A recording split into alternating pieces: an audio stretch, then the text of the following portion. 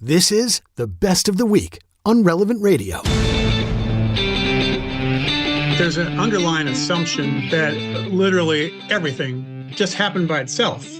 And that's what you see in the media, in academia, in Hollywood, and government. And everywhere you look, there's this subliminal kind of message that God isn't real because everything just happened by itself. If there was a random event called the Big Bang, if those atoms that were set forth were truly without a guiding hand, if they were random, the odds of them forming the first amino acid and the first protein are astronomically impossible. It's the Drew Mariani Show on Relevant Radio.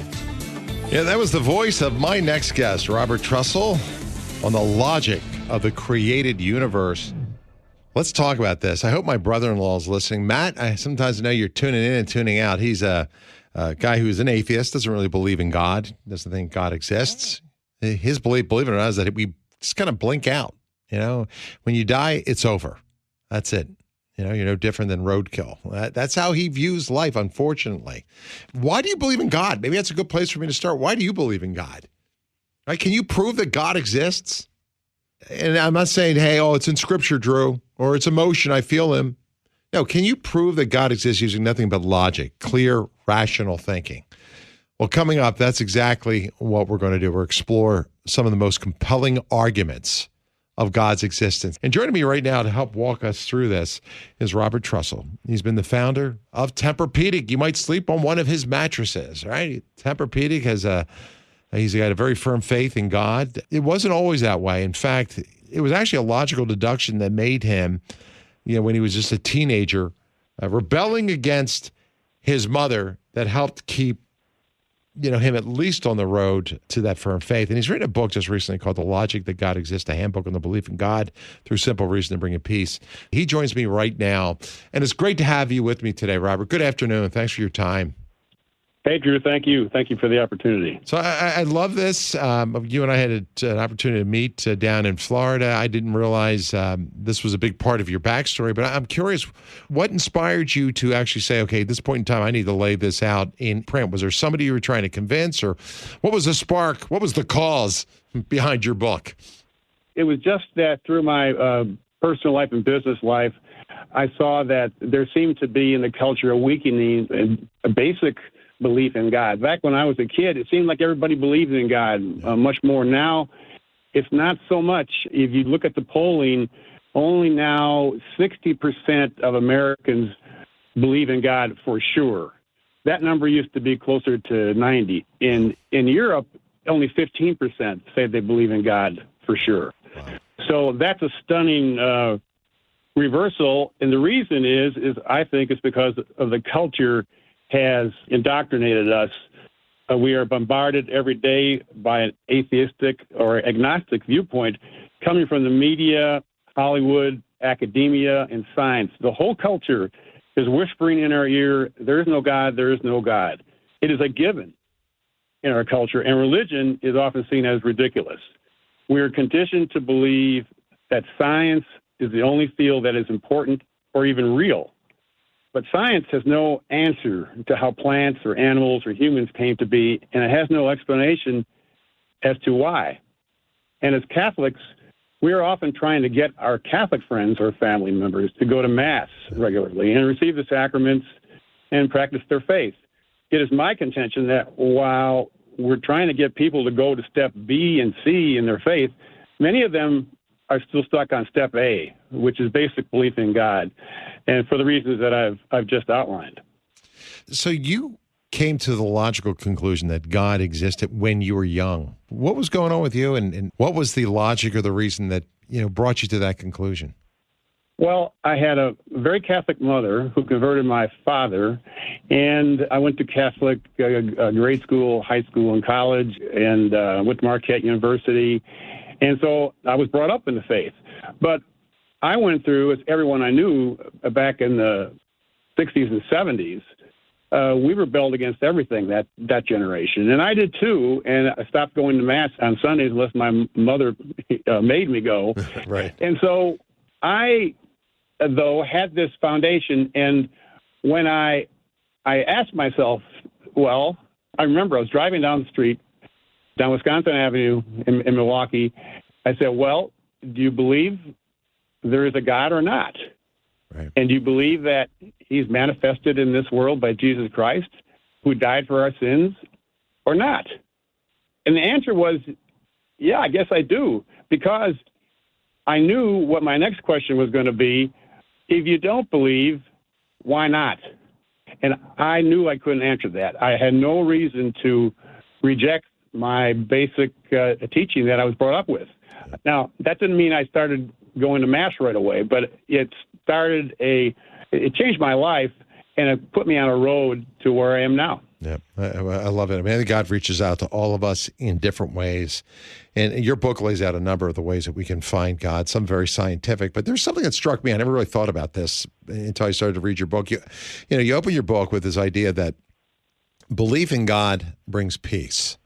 And maybe you can expand on why you think that reason alone can lead someone not just to truth, but to peace. Yeah, because faith without reason is illogical. That is blind faith. Yep. So you have to have logic to have faith. The faith is built on reason. And so once you have that, it's a stepping stone toward going deeper and having a real faith. For me, that was the important thing is having that logical foundation. Yeah. And I think it's true for everybody. Even some people are more emotional driven or more spiritual. They're just naturally spiritual. Mm-hmm. Other people, I think most people, need to understand why it's true before they can really embrace it.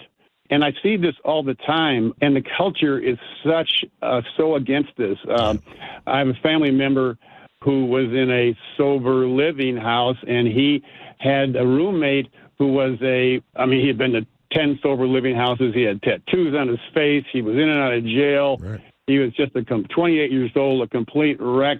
And he read him the first few chapters of the book, and the guy says, "You mean there is a God?"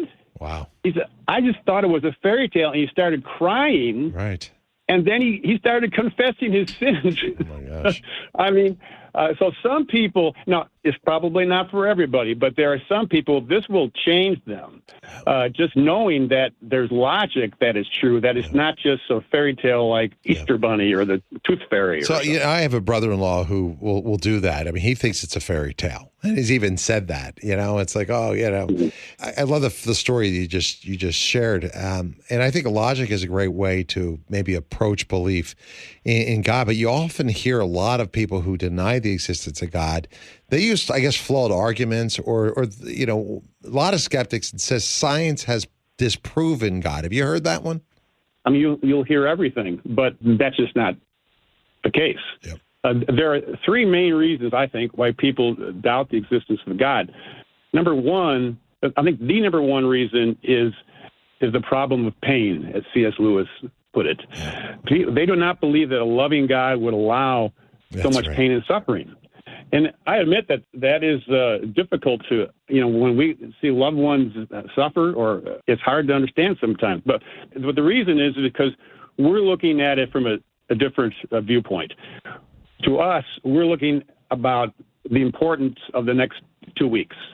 God is looking about salvation and how we're going to spend eternity with him. And if you look at it like, if you ask yourself the question, would you endure 10 seconds of pain for 1,000 years of happiness? You would say, yeah, for sure. That's a no-brainer.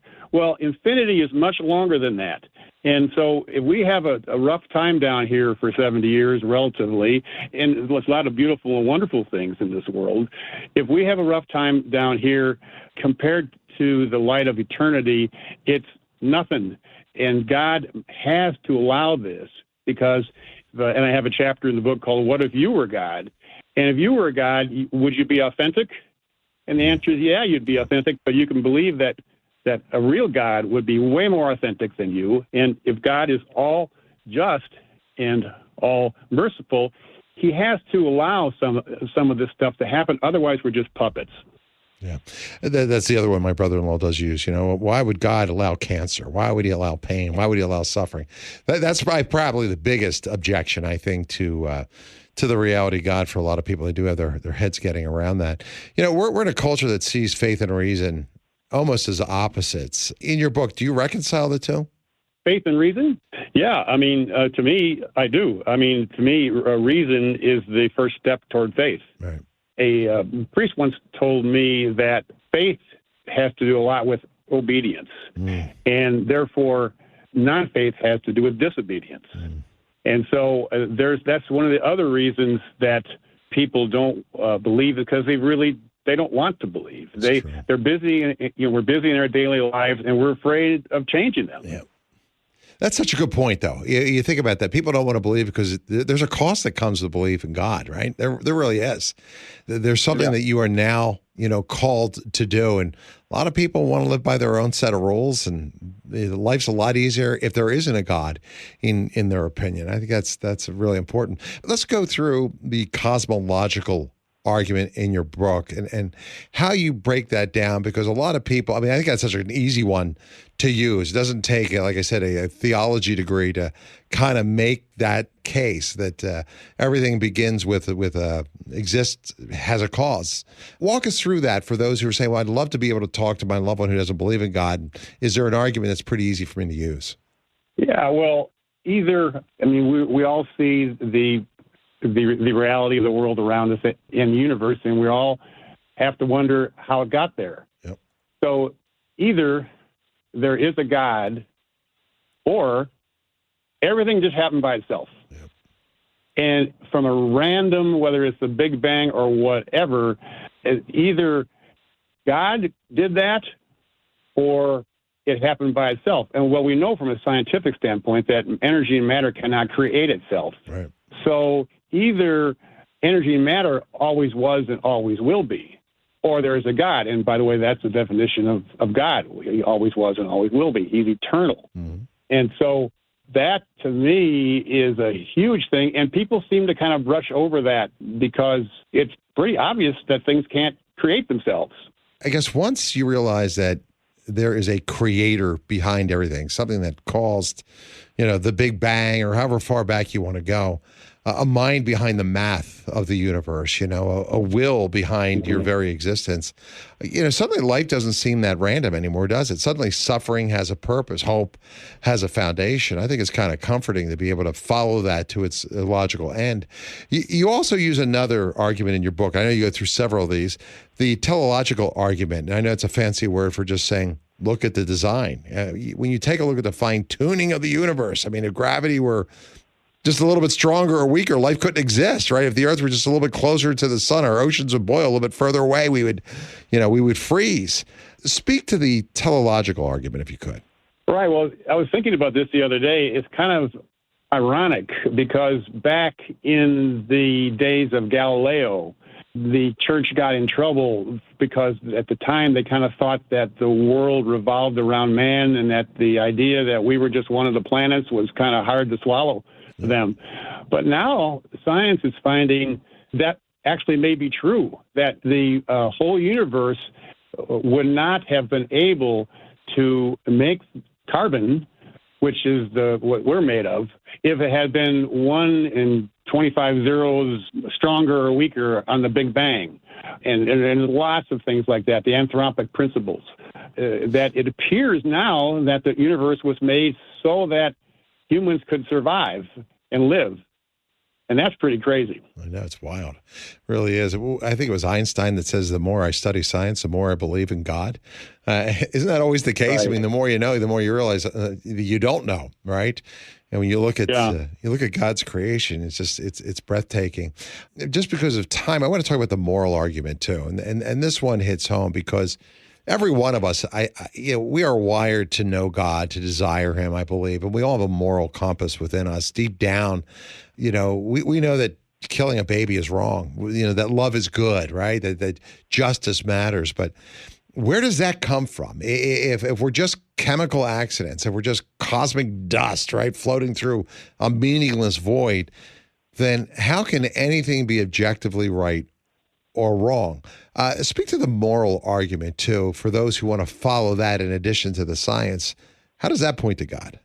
Well, for the reason you just said, it points to not only could there be a God, but that there has to be a God. Yeah. For us to be creatures that can love, how could that have happened randomly by itself? And what does that speak to God? If God loves, if we could love, how much more can God love? And to me, that's the important thing, is to realize that this could not have, again, come out of randomness. Because one thing about randomness, it's really random. And there's no survival instinct out of randomness. There's no guiding hand. And so the guiding hand in the universe is God, and it's a loving hand. And that's why the good things that we have in the world are here, because there had to be a God, and there is a God. Hey, this episode of the Drew Mariani Show is on the Relevant Radio app. The Relevant Radio app is completely free. It's updated daily with fresh articles, podcasts, and prayers. So don't delay. Download the app today. Thanks for listening.